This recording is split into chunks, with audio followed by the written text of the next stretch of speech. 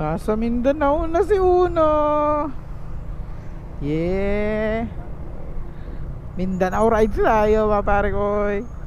Woohoo. Nagawa natin Uno, nagawa natin. Nagawa natin team. Hanap tayong pagkain, hanap tayong pagkain. Kami ay nagugutom na. Kakababa lang namin ng Lipata Port. Kasi delay, grabe, ang tagal ng barko.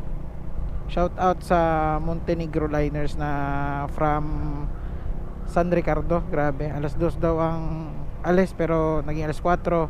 Tapos dumating, ang tagal pa, nagpabalik-balik pa. Grabe. Pero hindi ako makapaniwala, si Uno nandito na sa Mindanao, no? Dito na tumatakbo. So ayun, ayun mga pare ko, no? Masaya lang ako ngayon, masaya kami, masaya. Kasi ito yung plano ko. Pag may plano ko talaga, magagawa mo talaga. Ayan, si Uno na sa Mindanao. At next step is mauwi na natin siya sa bahay. So yan lang muna update ngayon mga pare ko, kasi medyo na ambon eh. Ang amin lang muna ngayon ay maghanap muna kami ng makakainan. Kahit sa tabi-tabi lang, karinderya man yan o fast food. Sige, sige, sige, sige. Maraming thank you mga pare ko, maraming salamat sa inyo. Shout out, peace. Touchdown Surigao, papuntang Butuan. Congrats Uno. Kain lang kami dito mga pare ko.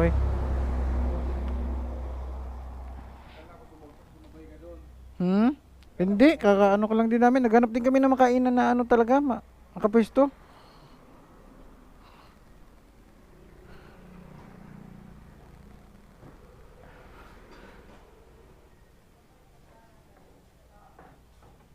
Anong ulam mo?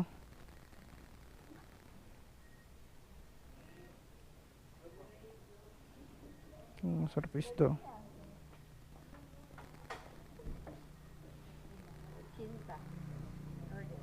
80.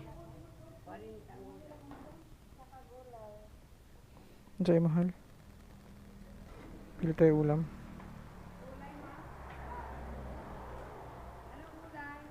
Bangus kaya?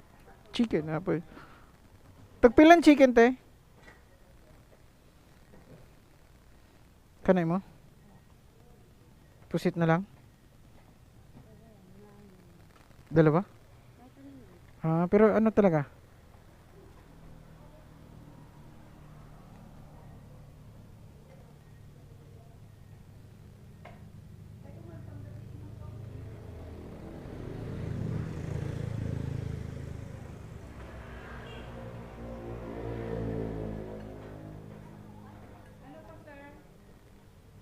Isa nito ma'am?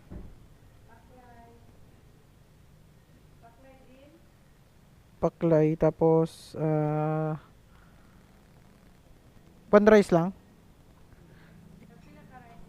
Isa't kalahati ako te, tapos isa iya ha.